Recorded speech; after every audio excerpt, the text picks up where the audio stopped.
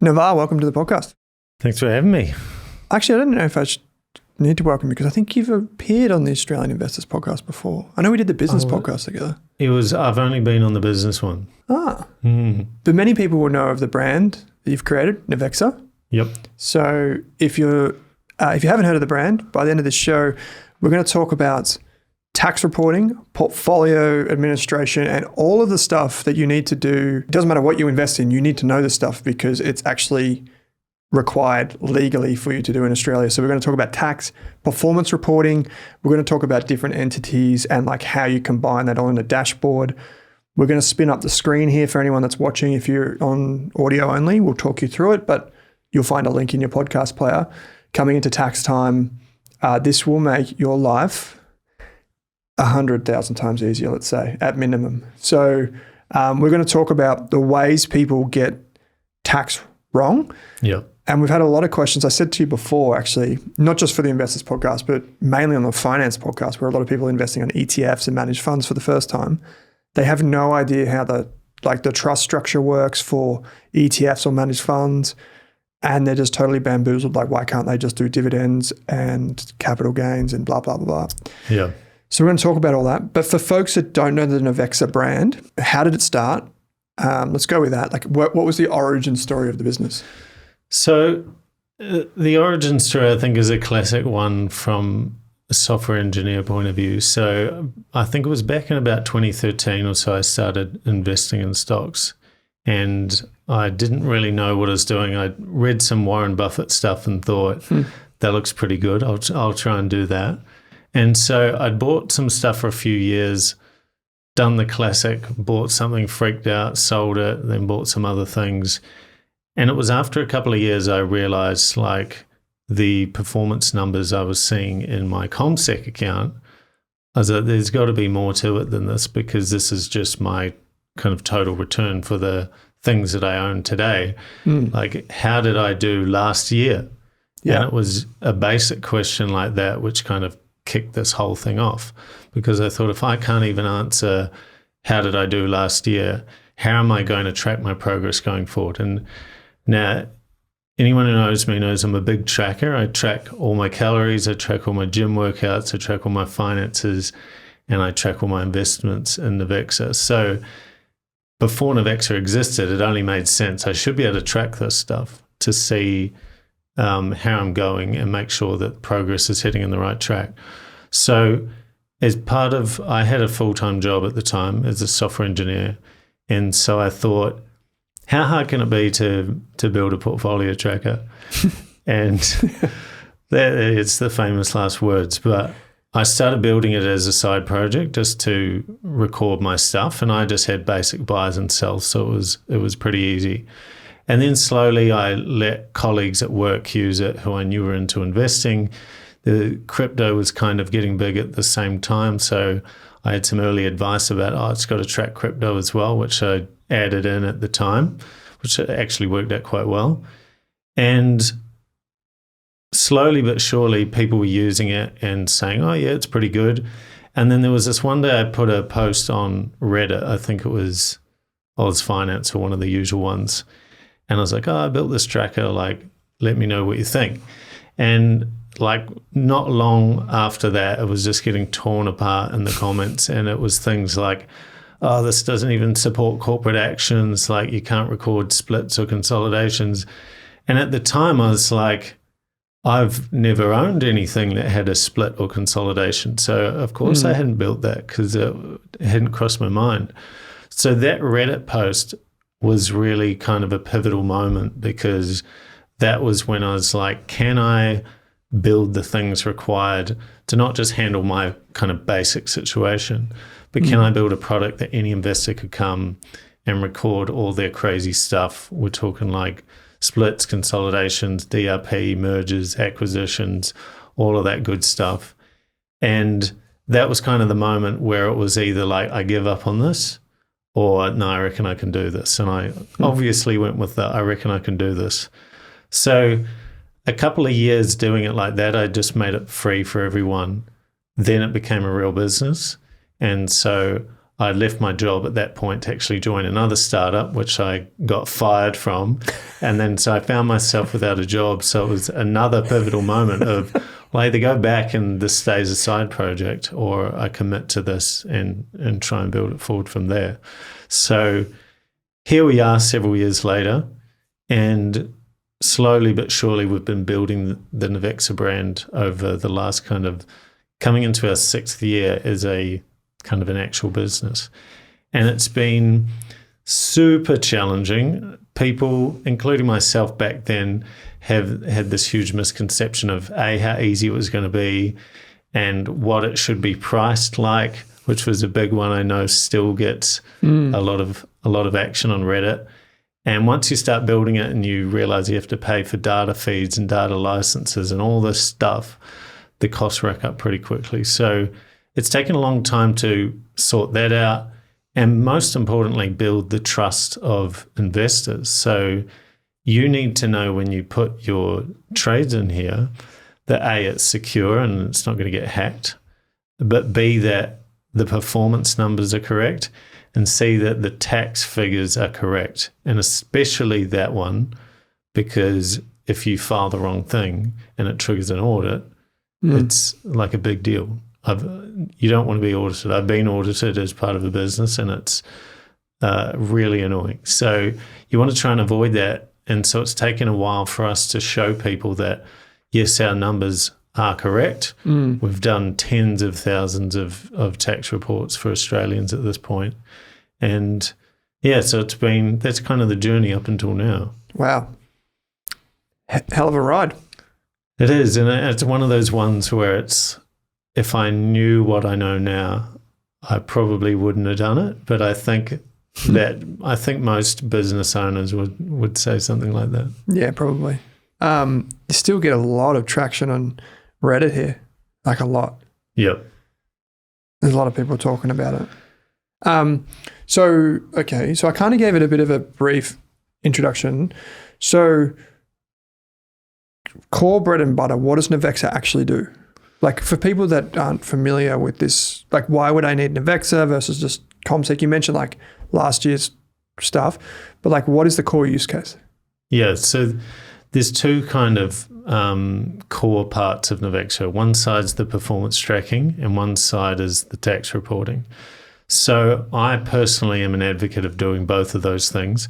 Everyone has to do the tax reporting, but the performance tracking is theoretically optional. You're not going to get a big fine or go to jail if you don't track your performance. But if you're trying to be a high-performance investor, then you have to track your stuff. And I've got this story of, which I think will illustrate the point. I, way back, owned some shares in NAB. I worked at NAB at the time, thought it was a good idea. Don't take that as a recommendation. What were you coding in MS-DOS? Yeah, something like that. So I owned these shares, and 2 or 3 years had gone by and the price had gone absolutely nowhere. So when I checked in Comsec, it was basically like, you've made, like, I think it was 1% or something. So I thought, well, that's like a pretty terrible return, right? If I'm trying to be the next Warren Buffett, this should be going up considerably more. So I should probably sell this and buy something else. But before I did that, I remembered that NAB pays a dividend, right? So I went and exported all the dividend payments that I'd received and added them all up. And it was, I think from memory, it was like 40% of what I'd paid for the shares I'd made back in dividends over that period.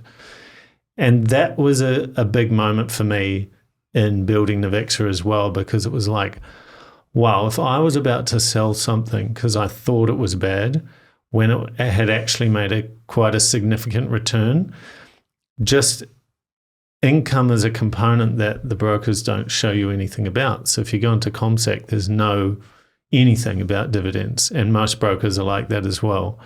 So how can you make good decisions with what you should buy or importantly in this case what you should sell if you don't even have the information on what the return is? So I could have sold that out and bought something else that was terrible, and in actual fact it was doing pretty well. And so that's why the performance tracking side of it is really important. And the other component to that is factoring time into your performance. So everyone's had that fluke of you bought something, especially in the crypto scene, you bought something that's gone up like 50%, and you think you're a really awesome investor and it was all you. Now that's great, but if 10 years go by and the price never shifted, if you look in your broker account, it'll say, oh, you're up 50%, and you can feel good about yourself. But in actual fact, if you annualize out that return over 10 years, you made 5% annualized return as a rough calculation. So that's a pretty crucial piece of information, because 5% return isn't probably that great or what you were expecting it was. But if you're not factoring in those kind of things, you end up just sitting on stuff that you perhaps should have got rid of or done something about it. Yeah. So that's why the performance tracking side of it's really important. The tax side of things is a legal requirement for everyone. And I'd say the tax side of things is a big reason people pay for Navexa, because it saves you significant amount of money in capital gains tax. And I think that's a good segue into the tax conversation in general, because people, when you talk about kind of tax minimization, I think people immediately jump to the, like briefcase of cash in the Cayman Islands and doing all these crazy structures and trying to hide the money, and it's borderline shady. The really cool thing about capital gains tax here in Australia is the ATO have actually given us quite a bit of flexibility on how you calculate that. And that can have a significant impact on how much you end up paying. And people spend a lot of time into what strategy they should execute and what companies they should buy, and spend hours and hours of research on whether they should buy this stock or that stock. But then when it comes to selling it, they just sell it, or like willy-nilly, I'll sell some of that, without factoring in the tax implication. And it's like, when you've worked so hard to get that gain, why are you just going to throw away potentially half of the gain back to the ATO? Yeah. And that's why the tax side of things is super critical, whether you're a beginner just doing a couple of trades or whether you're kind of a really active trader doing trades every day. The impact is the same. I don't think everyone wants to overpay tax or pay more tax than they should. Yeah. But that's kind of what's happening. Thing is, one of the questions that we received this week was along the lines of, my accountant doesn't want to do any of this. I told you before that one of the questions we answered on our Australian Finance podcast was, they just have, for whatever reason, been doing their tax return, and their accountant literally said to them, your tax return is annoying because you own all of these ETFs. Yeah. Which is a whole thing I'm sure we'll get to. Two quick questions before we get into these four things, because I know we're on the topic of CGT or capital gains tax. Can you give us a sense of the size of Navexa right now? So we have a few thousand Australian investors using us at the moment. So we're kind of it's funny, we've been in business for 5 years, but I still feel like we're kind of an up-and-coming product. So we made some interesting decisions at the start. Like, we used to have a free plan and then we got rid of it. So if we had a free plan, I could have given you some nice inflated number of our user base, but instead we're prioritizing the people who pay for our service. So it's a much smaller user base, but a very potent user base of very serious investors. Yeah, great. I know heaps of people in the Rask community, mainly like the die-hard investors, whether they're active funds, passive funds, like shares, whatever. They're all about it. Just maybe if I just go through this second part of the question, which is capabilities. So you can just say yes or no. Yep. So you can track Aussie shares. Yep. Crypto. Yep. Managed funds. Yep. Unlisted assets like property or whatever. Yep, you can add that in. Yep. Overseas shares. Yeah, definitely. What else would there be? Cash. You can do cash as well. Cash has been a big one the last few years with the interest rates as they are. Heaps of people have moved into cash. So we released cash performance tracking quite recently. You've always been able to kind of record the cash transactions, but now you can see the actual performance that you're getting on your cash account, which is, I haven't seen anywhere else. It's been quite a popular feature. Okay. So, and then at the end of the tax year, you can like click a button. Yep. And it does like a tax report that you, like a one-pager you can just hand to your accountant. Yeah. So there's a few ways to do that, which I can give you a quick rundown. If you want to, and for people that are listening, talk us through it as we go. So I've got this demo portfolio here. So that's not your $1 million? No, unfortunately not. This is a portfolio with 1.2 million in it. It's made a capital gain of kind of 440 odd thousand. So pretty good. You're pretty good investor. And 128,000 dividends. So I don't think anyone would complain about this. And a nice 16% per annum. Yeah, I did notice return. that. It's pretty good. Yeah. So I'll just go down and show you what's in this portfolio. So a lot of the usual suspects. You got some CBA, BHP, some VAS, and some CSL. Pretty common across a lot of Australian portfolios. Then we got a bit of Bitcoin in there, which is getting increasingly popular amongst even people who've been diehard stock investors. Yeah, right. Lots more getting at least Bitcoin and some Ethereum in their portfolio as well. So here's an example. I put 1 Collins Street. I think purchase price of 600,000. It's probably a few zeros off. But that's an example of tracking a property in there as well. And then I just put in some classic US shares, so a bit of Apple, a bit of Tesla. So you can see this particular portfolio is made up of all sorts of things, and probably not far off a common portfolio. You know, it's the usual ASX stocks, investment property. The usual US suspects in there as well. So end of financial year happens. We've got a few tax reporting options. So you can, at any time of the year, come to the tax overview. So this is for the 23-24 financial year. And you can get a quick indication of what your current capital gain liability is. So this is trades you've already made. And so you can see here we've got 13,000 capital gains there. And that's based off the CGT strategy you've selected, which I'll get into in a minute, show an example of how that works. And then here is the total income you've received from things like dividends or crypto staking rewards and that kind of thing as well. So really handy. Most people think about tax one time a year, which is end of financial year, crap, I got to do my tax return. The smarter investors are thinking about tax all the time. So every trade has tax factored into what they're doing, and particularly coming to a dashboard like this and going, okay, I've got 13,000 worth of gains. Is there something I could get rid of to offset some of that potentially? But if you just wait until July, then whatever's here is locked in. You can't do anything about that until the next financial year. It's cool how you got this tax readiness thing on the side. It's like a checklist of holdings, trades, dividends, staking rewards. Like you've got like the boxes ticked to show if people are ready to do that tax return. Yeah, so we added that in maybe 2 years ago, and it was we had all the tax reporting, and people would come and go to run it and be like, oh, but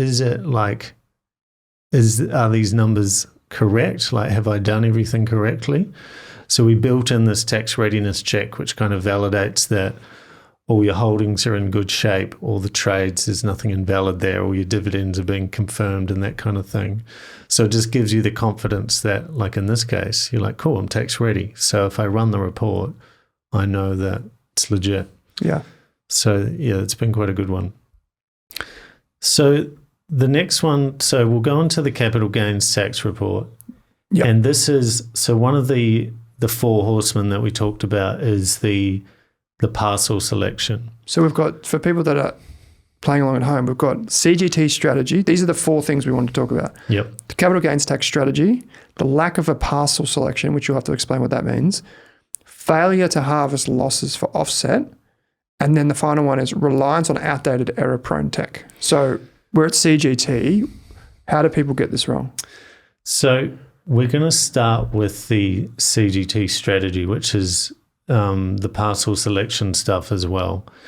So what people don't understand, this is the flexibility I was telling you about earlier that the ATO have graciously given us, is that you can actually choose which parcels of shares you sell when you make a sell trade. And that has a significant impact on what the capital gain figure turns out to be. So traditionally, by default, people do what's called a FIFO strategy, which is first in, first out. So when you sell some of your, let's say it's BHP, you sell some of your BHP stock, we're going to go back and use the first trades you did first to calculate the capital gain, and then work our way from the first one to the next one to the next one to the next one. Now, FIFO is the default because it's pretty easy. And just to go on a small tangent or open up a new tab, accountants, and I've heard this from a lot of customers, accountants are not all equal. Some have no idea what they're talking about with investment tax. And some will even go as far as telling their customer you can only use FIFO. Now, when they say that, it's generally they just can't be bothered kind of managing other strategies and recording all that detail. So they're like, we'll just do a FIFO, then I don't have to think about it. But there's plenty of different strategies you can execute. So coming back to this particular portfolio. It's so hard to find a good accountant that understands investing. Oh, yeah. It is really difficult. It is so hard. And there's partly because people don't want to pay more than a couple $100 for a tax return. Yeah. But then the other side is a lot of them just don't want to do it. Yeah. It's complicated. Yeah. And like when you just want to do someone's personal income return and see their jobs income and a couple of basic deductions, they then go, I've got all these ETFs and crypto and stuff. And they're just like, get out. We'll do a FIFO if we have to. Yeah. So what I want to show you here is this portfolio is running a first in, first out strategy. And you can see from the summary up the top that we have a $13,124 gain. Yeah. So if it was end of financial year yesterday and we were filing our tax return, that's the figure we're reporting to the ATO, and we're going to pay tax on that gain. Yeah. And depending what income bracket you're in, of course, say you're in the very top bracket, you're going to pay maybe half of that, or 47% or whatever the bracket is, to the ATO. Now, what I want to show you is if I toggle this from first in, first out to minimize gain, for example, our gain went from 13,000 something down to 4,300. Now, that is like significantly less. We're talking that's kind of a third of what the gain would have been if you just run a FIFO strategy. You probably saved $3,000 or $4,000. Yeah. Just by doing that. Exactly. And that was just toggling the strategy. Now, if you're relying on your accountant to suggest that, a lot of them, like I was just saying, are not going to bother suggesting that because there's extra complexity and extra work. But they would have had to have gone back and looked at all of the purchases and all of the sales. Which units, how many units, at what time, does the CGT discount apply? That's right. Blah, blah, blah. So how does this actually reduce the gain then?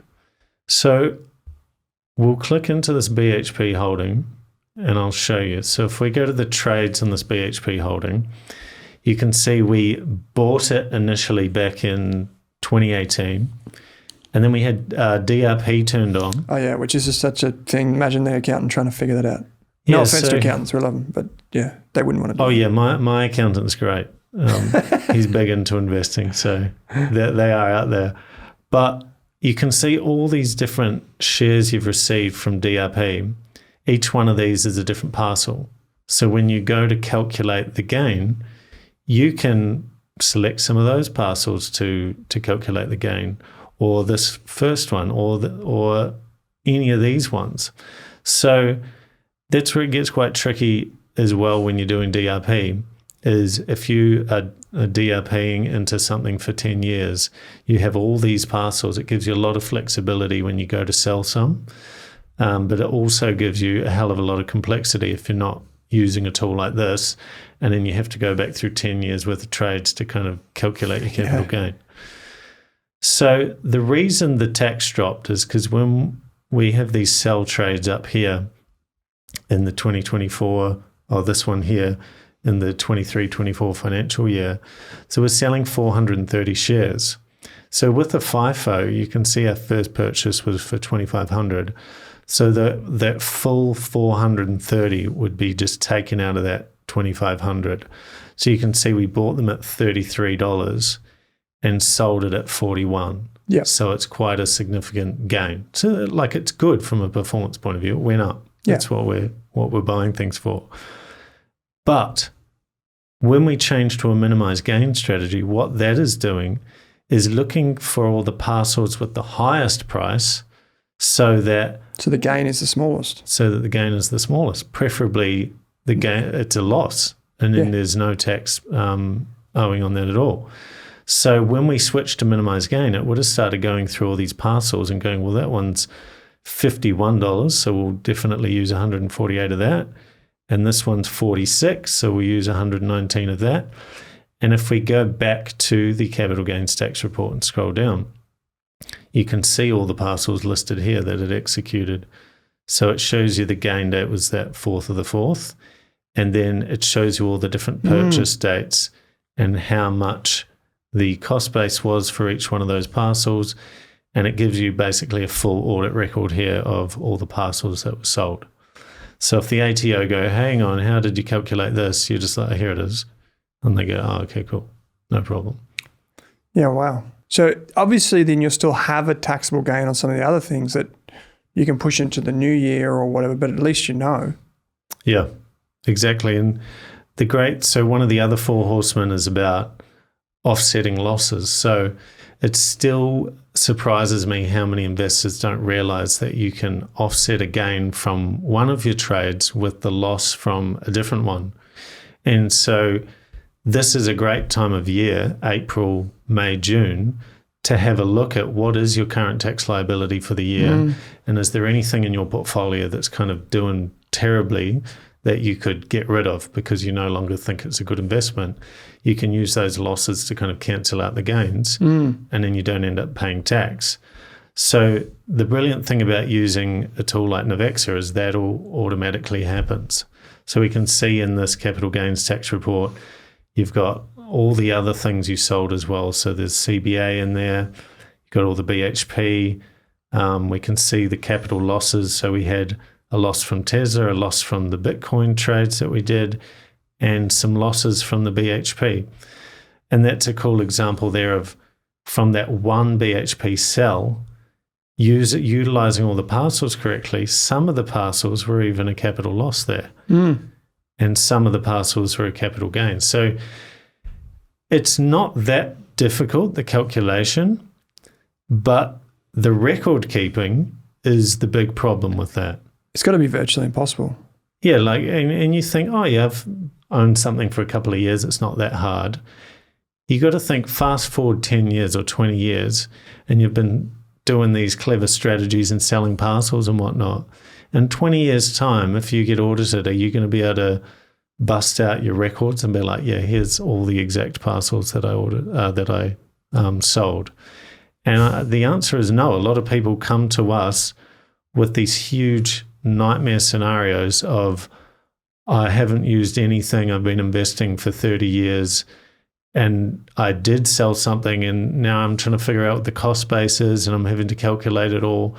It's just a nightmare. And then so you go to your accountant, you pay them thousands of dollars to become a detective to go back through all of your contract notes and all of that mess. So even beginner investors, it's almost a really important time to start using a tool like this, because as time goes on, everything is nicely recorded. If you wait 10 years down the track, then you've got a nightmare situation on your hands. Why don't brokers do this, do you think? Oh, mate. I don't think it's in the broker's best interest to offer some of these things, particularly around performance tracking, because you just have to look at where the incentives are to figure out what they're going to do. Their incentives are when you make trades.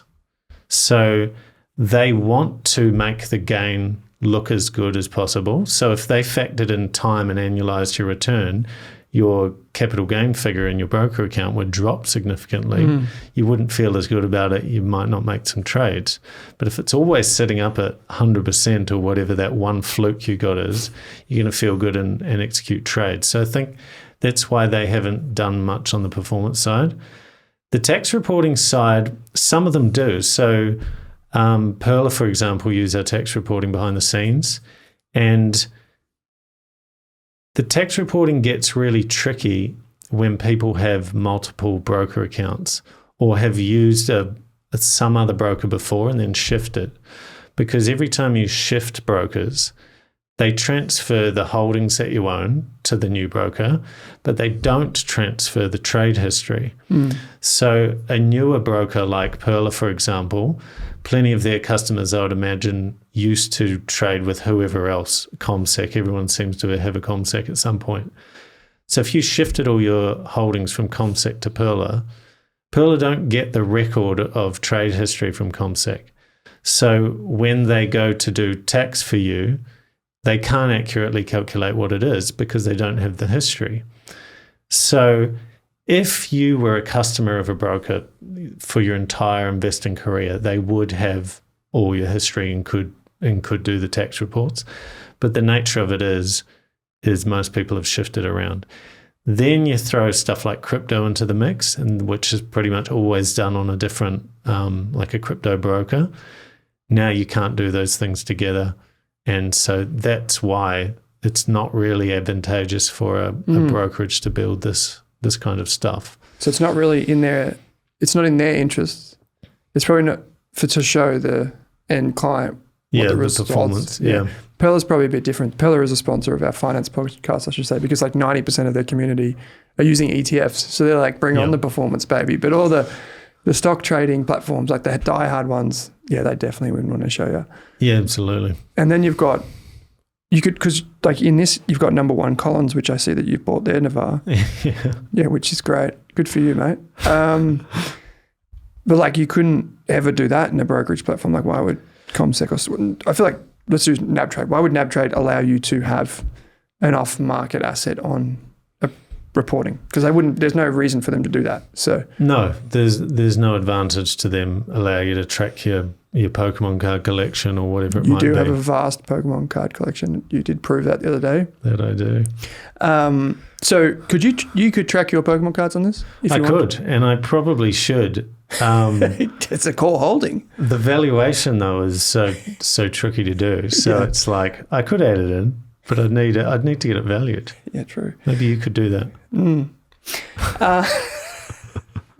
I know a guy. So we've got CGT strategy. You showed us how that saves people money. Yep.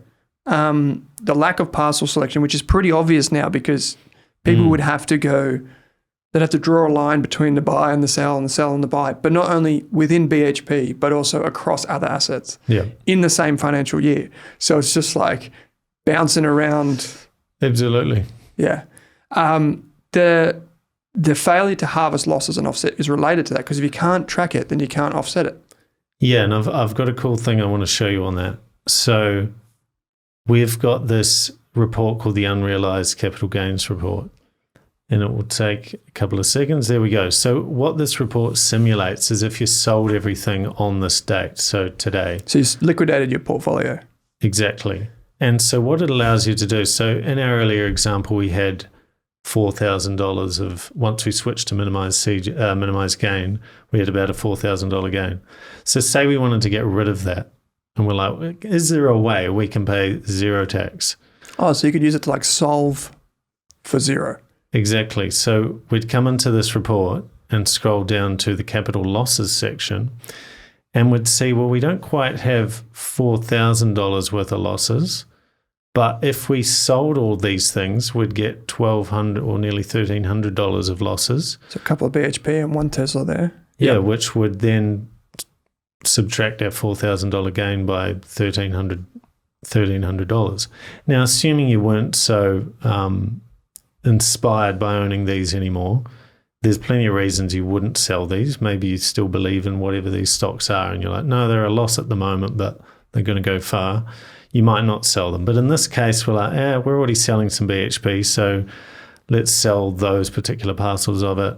We'll get rid of that Tesla holding, and now we've saved ourselves some tax as well. So without a report like this, and we plan on actually building a more specific tax loss harvesting report shortly, but without a report like this, how would you go about offsetting your gains? You probably just log into a brokerage account, find the one that's got negative, and boom.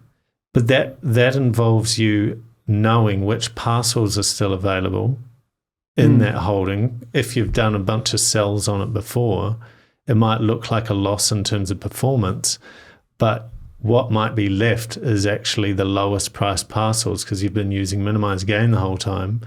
Now when you sell that, you're actually realizing a big gain, but you wouldn't know until you sold it and then went back and calculated everything. Yeah, right. So that's where it gets quite fun, and that's where the record keeping part, or just using Navexa, you can quickly go, oh, okay, cool, that's where I'm at. Make a decision. Yeah. So people that aren't familiar with these tools wouldn't know. They would be like, well, do I need to go and put all these bits and bobs in? Like, how does that work? Like, how do you get the data in there? That's always been an interesting challenge for us because a lot of Australian brokers are pretty old school. You've got the big four banks with their respective brokers, been around a long time. They don't like giving you data. So we've got some various methods for getting data into your account. So the three main ones are you can add trade data manually. So that's just kind of one trade at a time. You type in the date, price, quantity, that kind of thing. You can import from a custom spreadsheet. So if you're a spreadsheeter and you've been recording everything, we can import that. The most common one is this import from broker option. So you can come in here, you can see we support the Rask Invest. Ah, yeah, nice logo. File there for importing. And all the other usual suspects here, so Comsec, Self-Wealth, Perla, Interactive Brokers, those kind of things. So for Comsec, for example, we support their CSV file format. So it takes like a couple of minutes. You export out of Comsec, dump it in here, and it's all imported. And then we have this cool thing called the contract note importer. So there's a special email address associated with each portfolio you have in Navexa, and you can get Comsec to forward your trade confirmations to that email address, and then the trade gets automatically scanned into your account. So it's all automated once you set it up. Yeah, and so it works like magic. You execute the trade, an email gets sent, and then bam, it's in your Navexa account. So nice and easy. But the likes of Perla, we have a direct integration with them. So Perla have integrated with us, so you can go into your Perla account, link with Navexa, and they just send us all your trades. So then when you make another trade on Perla, if you use some of their automated options, just get sent through automatically. So it's a really good one there. Cool. Okay, I think we've got reliance on outdated, error-prone tech. This is to do your tax. This is a tax mistake. This is the final one. Yeah, so we've covered a bit of that, but that is most people. It's not even error-prone or outdated tech. It's they're doing absolutely nothing. They've sold some stuff. They're not keeping records, and they're just like, I'm not planning on selling anytime soon. But then this market correction happens, and tons of people have been selling recently. So it's like, do we expect they've all got nice records? Probably not. Then a lot of people who come to us have been tracking things in a spreadsheet as well. And again, that's fine when you're first starting out, a couple of trades in there, a few dividends.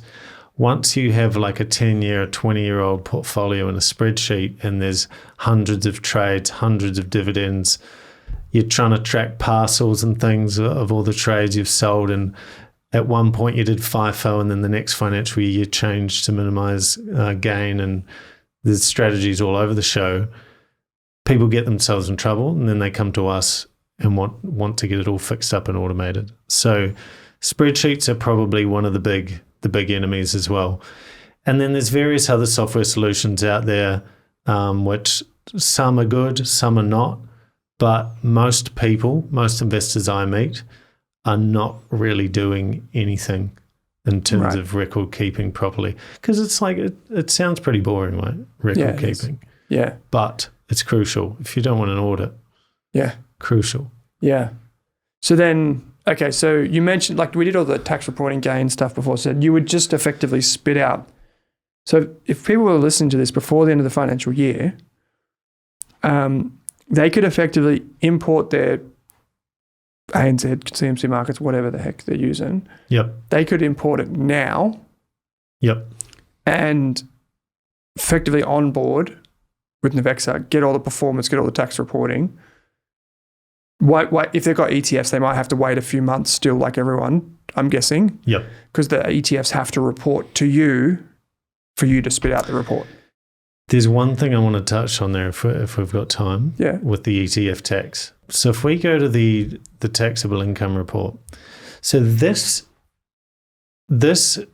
trips up so many ETF investors. In fact, I would go as far to say it's in the 90-something% of people don't know about this thing I'm about to show you, and it's absolutely critical. So you'll be familiar with a lot of these if you've done your tax report before in the ATO portal. The franked dividends, the unfranked dividends, all that stuff. You get all these codes, and we nicely kind of populate all these values. But in recent years, the brokers are pretty good at pre-filling all this data now. So pretty much all dividends are getting pre-filled from Australian companies. To the ATO, you mean? Yep, to the ATO. And even now the ETF AMIT statement data is getting pre-filled, which it previously wasn't, but now it is, which is really good. So a lot of these fields are now, if you go into the ATO, they'll already be there. So you don't need to worry about them. But that is the thing that's catching people out. So they're like, oh, it's pre-filled, all good. Don't have to do anything about it. The thing that's catching people out is two pesky little fields. So traditionally, we'd see in this VAS holding here in Navexa that it says enter statement components. So if we open that up, at the end of every financial year, about August or so, if you own VAS, for example, Vanguard will send you your AMIT statement for the end of year, which kind of retrospectively updates the 4 distributions you received through the year and says this is how they were all made up. So you got to pay some foreign tax and some's franked and some's not and all of that good stuff. If we go down, there's 2 line items on it which are absolutely critical, and most ETF investors are not handling this. So the AMIT decrease and increase. So these 2 fields respectively increase or decrease the cost base of your VAS holding. And we're talking about VAS in this context. You've done a video on this, right? I have. I remember watching it. Yeah, so if you're really interested in the maths, go check out our YouTube channel. There's a video for this. But people aren't recording this. And what that means is when you go to sell some of your VAS holding, you are supposed to have factored in these adjustments into the cost base. So we saw those parcels before we changed CGT strategy. These 2 values need to be factored in. Now, one of my good customers who I've got a great relationship with now because we've talked so much about this, he had been dollar cost averaging into a couple of ETFs like this one for his daughters for, I think it was like 15 years or something. It was only last year that he found out about this, that he had to record. He hadn't sold anything yet, so the problem hadn't come to a head. But when he started using Navexa and learned about this, we had a great conversation because he realized, I'm going to have to go back through 15 years worth of AMIT statements and update these cost-based adjustments. And I'm like, unfortunately, yeah, that's what you got to do because you're supposed to have been keeping these records the whole time, but no one tells you about any of this. Yeah, this is like fine-tooth comb type stuff. Exactly. It's not like Vanguard says, oh, by the way, make sure these 2 numbers are really important. Make sure you keep factoring those in. And then so that triggered a conversation with another person in a Facebook group who became our customer. He did an actual breakdown of the tax he would pay if he didn't factor in these numbers versus the tax he would pay with all the numbers factored in.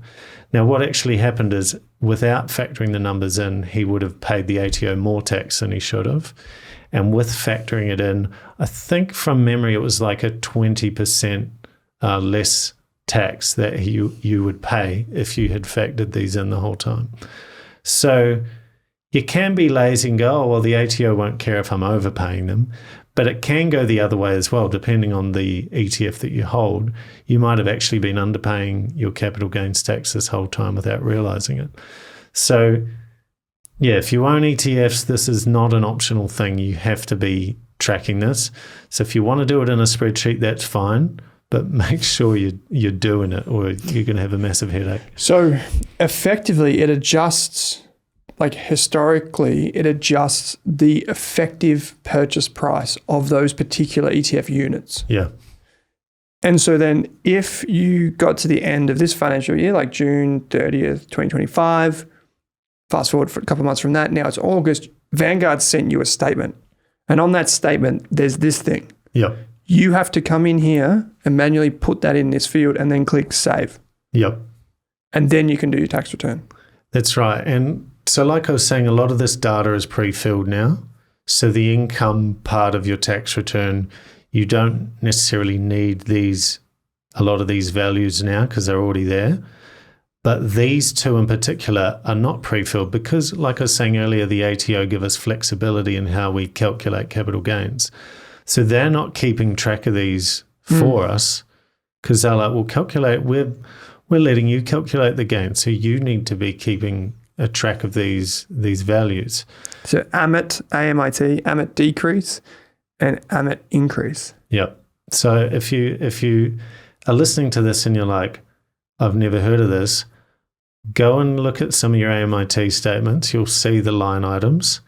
And then if you've been doing this for a long time, you need to go gather all of those things up because you might not be selling yet, but you're just kicking the can down the road if you're not factoring these in. Thanks for giving us an overview of these things. They could potentially save people thousands and thousands of dollars. Big time. Like if in this portfolio where it's like $1 million something, yeah, it could be a huge tax implication if you haven't recorded those correctly. All right. Well, people can head to Navexa.com. I'll put a link in the show notes. And you can get started. You can make a comment in the Rask community. I know a lot of people use Navexa already, but if you're not already, it's coming into tax season. I have it under very strong authority that Navarre and the team at Navexa are going to be absolutely snowed in June, July, August. At least that's what I keep hearing. No, yeah, that's right. So it's going to be super busy. So it's just easily the best practice would be to be proactive with your tax return. Even if you get it set up now, you've got the performance tracking, you've got all the dashboards, you can set everything up. I know a lot of people spend a lot of time in their tracking software so that they can visualize everything that's going on. And then also knowing that if you do own managed funds or ETFs, that you can, you will have to wait a little while, but you'll be able to track all that as well. We use Navexa, as you know, because you built it, for our $10,000 portfolios, the fake money portfolios that we run on the website. So if you could just make those go up a little bit more, I would be really, really appreciative, especially my one. I can code something in there for you. Make you feel good. No, but mate, Navarre from Navexa, I really appreciate you taking the time to join me. No, thanks. It was awesome being here. Thanks for watching this video on the Rask Network. While you're here, don't forget to like and subscribe so you can get videos each and every day on business, finance, investing, and so much more.